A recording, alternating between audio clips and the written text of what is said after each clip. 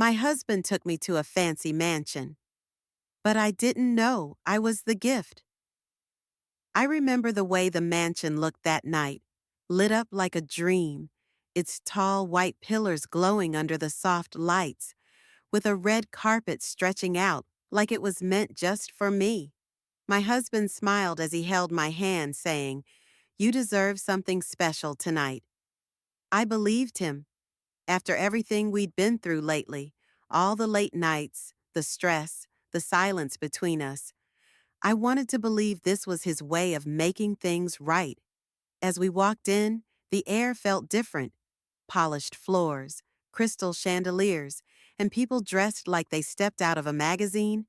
I felt small, out of place, but he kept telling me I looked beautiful, that everything was for me, and I smiled, trying to let go of the strange feeling in my chest. He introduced me to a few people.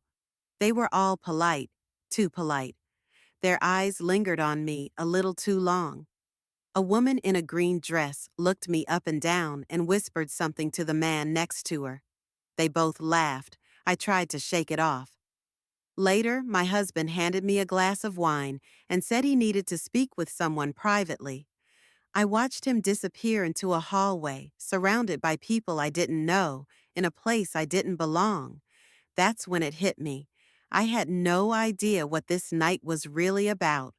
The music played, people danced, but I stood frozen, feeling like something was off. Way off. Then a man I'd never met walked up to me, smiling like he knew something I didn't. He leaned in and said, "So, you're the gift?" My heart dropped. What did he mean? Why was everyone looking at me like that? And why wasn't my husband coming back? I froze. His words echoed in my mind. "You're the gift?"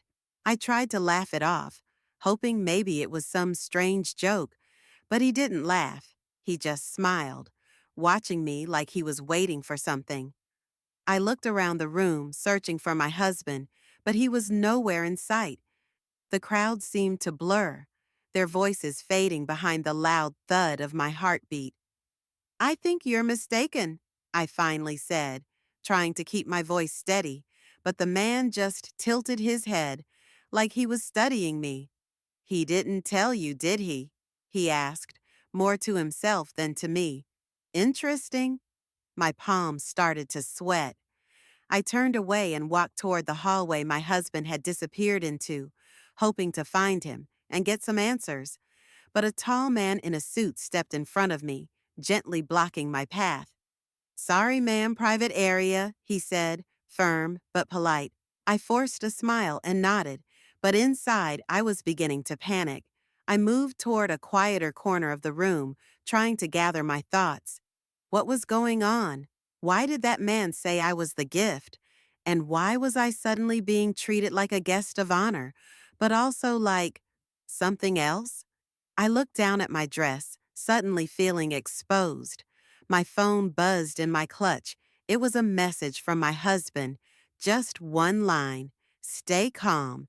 Everything is going to be fine." My stomach dropped. I read it again, hoping I misread it, but the words were still there. Calm? He wanted me to stay calm while strangers whispered around me and some man claimed I was a gift. I walked outside to get some air. The night was quiet, too quiet. I noticed a sleek black car pull up slowly to the front of the mansion. A driver stepped out and opened the back door. From inside, a woman in a long silver gown stepped out, older, powerful looking, and confident. She looked directly at me and smiled. Then she nodded toward the house, like she was giving some kind of silent signal. Two more people stepped out behind her. They walked past me without a word, but I could feel it. Their eyes, their energy. Something was happening here. Something I wasn't prepared for. And somehow, I was right in the middle of it. I stood there, watching the woman in silver glide through the entrance like she owned the place. Her presence shifted the entire energy of the room, like everyone suddenly knew who she was, and that she was important.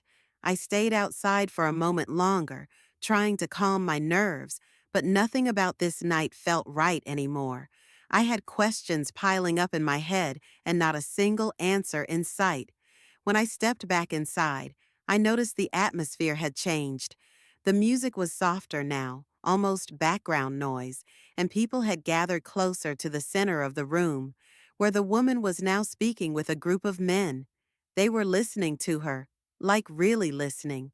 She moved with control, like someone used to making decisions that others followed without question. I searched again for my husband, hoping he'd show up and explain everything. But instead, the same man who'd called me the gift appeared at my side. She asked to meet you, he said quietly, gesturing toward the woman. It's time. I followed him slowly, my heart pounding in my chest. As I approached, the woman turned toward me with a smile that didn't quite reach her eyes. So this is her, she said softly, like I was an item being reviewed, not a person. She's even more beautiful than he described. I opened my mouth to speak, to ask who she was and what this was all about, but she cut me off. You'll know everything soon, but for now, just trust that you've been chosen for something special.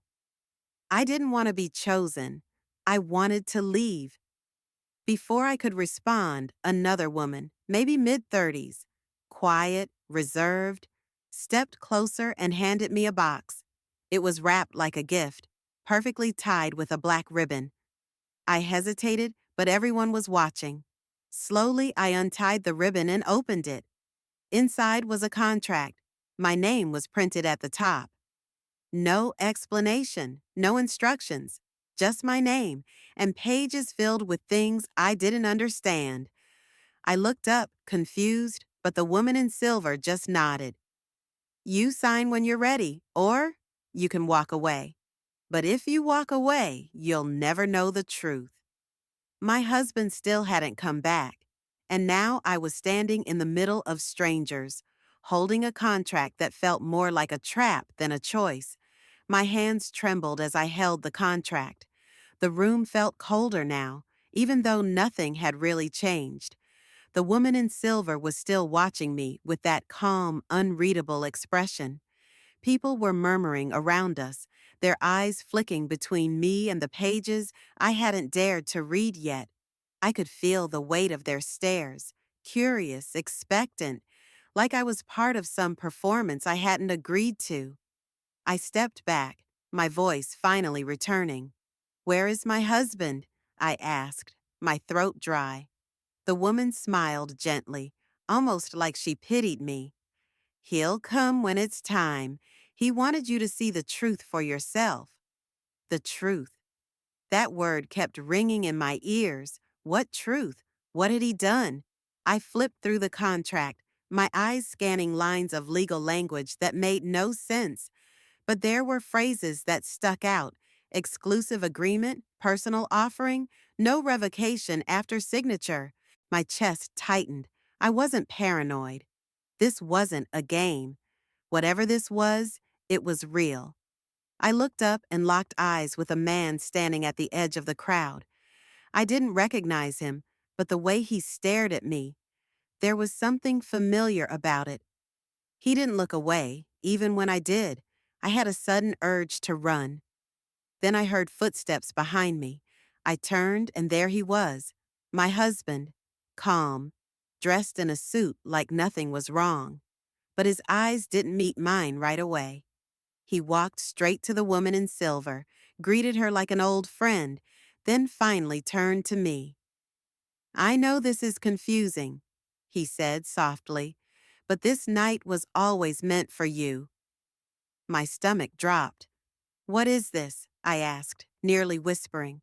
He looked at the contract, then back at me.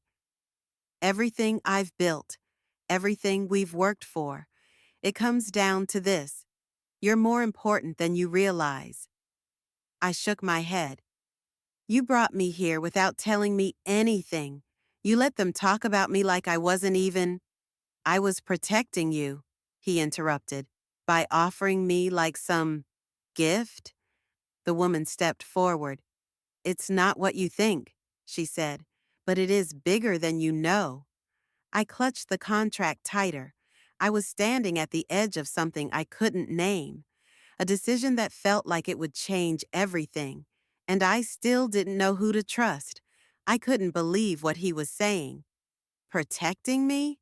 I repeated, my voice barely above a whisper, the contract still clutched in my hand like it might suddenly bite me. "By bringing me here and offering me like some kind of prize?" He sighed, running a hand through his hair, his eyes filled with something I couldn't place. "Regret? Guilt? You don't understand," he murmured. "This wasn't just about us. This is about everything. Everything we've built. The life we've worked for." I felt the floor shift beneath me, like the ground itself was telling me to run. I wanted to scream, to demand answers, but my throat closed up, and all I could do was stare at him. This wasn't the man I married. This wasn't the man who'd promised me forever. The woman in silver took a step toward us, her heels clicking on the marble floor. "It's not just about him," she said, her voice smooth like velvet. "It's about all of us. We're just waiting for you." I turned to her, a wave of anger crashing through me. "Waiting for me? For what?" She smiled, almost as if she'd been expecting the question. "For you to realize the truth, that you're part of something much bigger than yourself." Before I could ask anything more, there was a sudden shift in the atmosphere. A man, tall, sharp-eyed, walked into the room, his presence commanding immediate attention. His gaze swept over the crowd, pausing only when it landed on me. My heart skipped a beat. Something about him made me freeze. He walked straight toward us, ignoring everyone else in the room. When he reached my husband, he extended his hand, and my husband shook it without hesitation. "This is the moment," the man said, his voice low but clear. "She has to make her choice now." My husband nodded, and I felt my entire body go cold. "Choice?" I whispered, the word barely leaving my lips. "What choice?" The man turned to me, his eyes cold but piercing. "The choice that will decide everything," he said, his tone flat, like it was the only thing that mattered. "You sign the contract, or you leave, but know this. If you leave now, there's no coming back. You'll never understand. You'll never know what you're really walking away from." I felt my knees buckle, and I gripped the nearest chair to steady myself. I didn't understand. What were they asking of me? Why had they gone to such lengths to bring me here? My head spun as I tried to process the weight of their words. "What happens if I don't sign?" I managed to ask, barely above a whisper. The man's lips curved into something that wasn't quite a smile. "Then you'll find out what happens when you don't understand the consequences of your decisions." He turned his attention back to my husband. "You didn't prepare her for this," he said, his voice laced with disappointment. I looked at my husband, feeling the tears well up in my eyes. "What are they talking about? What did you bring me into?" My husband's gaze softened, but he said nothing. The silence between us was suffocating, like everything we'd built was falling apart in front of my eyes. The woman in silver leaned closer. "It's time. The decision is yours." I felt like I was drowning in questions, but I couldn't even ask anymore. The stakes were higher than I could have imagined, and every second that ticked by felt like it was pulling me deeper into something I wasn't ready for. Could I really walk away? Or was I already too far in? I stood there, the contract still in my trembling hands, staring at my husband and the man who had somehow become the center of everything. The room felt like it was closing in on me, the weight of their expectations pressing against my chest. I wanted to scream, to run, but I knew I couldn't move, not until I understood. My heart pounded in my ears as I glanced between the two men. "What is this really about?" I demanded, my voice shaky but stronger now, desperate for the truth. What am I supposed to decide? The man in front of me smiled, but it wasn't a friendly smile. It was more like the kind of smile someone gives when they know something you don't. You're the key, he said softly, the key to everything your husband has been working for. I looked at my husband, my heart sinking. Is this true? I whispered, the words barely coming out. Did you bring me here for this? He didn't answer right away. He just looked at me, his eyes filled with something I couldn't read. Regret, maybe, or guilt. I didn't want you to know, he said finally. But it's the only way. The only way we can move forward. I felt a chill run through me, like the room had suddenly gotten colder. The woman in silver stepped closer, her gaze never leaving me. This is your moment, she said. All you have to do is sign. But once you do, you'll understand what you're really a part of. You'll become part of something bigger than you could ever imagine. I felt a rising panic. The world around me was shifting, and I was standing at the center of it, unable to grasp the full weight of what was happening. I took a deep breath, trying to steady myself. And if I don't sign, what happens then? The man's eyes darkened. Then you'll lose everything, everything you've ever known, including him. He pointed to my husband, and the finality in his words sent a shiver through me. I looked at my husband again, my mind racing. Could I walk away? Could I let go of everything, even if it meant losing him? And yet, something deep inside me knew that if I signed, there would be no going back. I turned back to the contract, my fingers hovering over the paper. But just before I could make my choice, the door swung open. A voice, sharp and urgent, cut through the room. Stop! I looked up, my breath catching in my throat. Standing in the doorway was a man I recognized, a man I never thought I'd see again. It was my father. He walked in like he owned the place, his presence commanding attention. You're not signing that, he said, looking directly at me, because you don't belong here. The room fell silent. My heart stopped. Was he here to protect me? Or had he been part of this all along? Everything I thought I knew suddenly felt like a lie. I couldn't believe what I was seeing. My father, the man who had disappeared from my life years ago, stood in the doorway with a look of determination in his eyes. The room seemed to hold its breath as he stepped forward, his gaze sweeping over everyone, including my husband. You shouldn't have brought her here, my father said, his voice low but fierce. This is not her fight. My husband looked as though he'd seen a ghost. What are you doing here? He asked, his voice cracking slightly. I'm saving her, my father replied simply, and the weight of his words hung in the air like a storm ready to break. He turned to me then, his eyes softening. You've been in danger, sweetheart. I never wanted you to be part of this world, but I should have kept you closer. I should have protected you. The confusion that had clouded my mind for so long began to clear. Everything, everything that had happened, made a twisted kind of sense now. My father wasn't just a man from my past. He was part of something much bigger, something that connected him to the people in this room. The man in silver stepped forward, his face twisting into a sneer. You think you can just waltz in here and take her away? He spat. This was decided long before she ever walked into this house. She's part of the plan. I turned to my husband, the weight of everything finally sinking in. What is all of this? What were you really doing? Was I ever a choice in this plan? My husband hesitated, his face crumbling with regret. I never wanted you to be a pawn in this game, but there are people, powerful people, who pull strings in ways you can't even imagine. I thought if you knew the truth, if you understood, you could make a decision, make a difference. But I was wrong. I felt my knees go weak, and for a moment, I didn't know who to trust anymore. My father, the man who'd abandoned me, or my husband, who I thought I knew but clearly didn't. The room was thick with tension, but then my father reached out and took my hand. "You don't have to be part of this," he said quietly.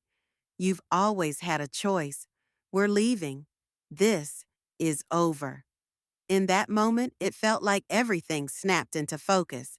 I didn't need the riches or the power these people promised. I didn't need to be a part of their world. I needed freedom. And with my father beside me, I could walk away. I looked at my husband one last time, his face filled with sorrow. "I'm sorry," I whispered, before turning and walking out of the mansion with the only person who had ever truly loved me. As we stepped into the cold night air, the weight of the mansion behind us, I knew it was over. The lies, the manipulation, the contracts, it was all in the past now. The future was mine to decide, and for the first time in a long time, I felt like I could breathe again. The night was quiet, but for the first time it felt like the beginning of something new, something real.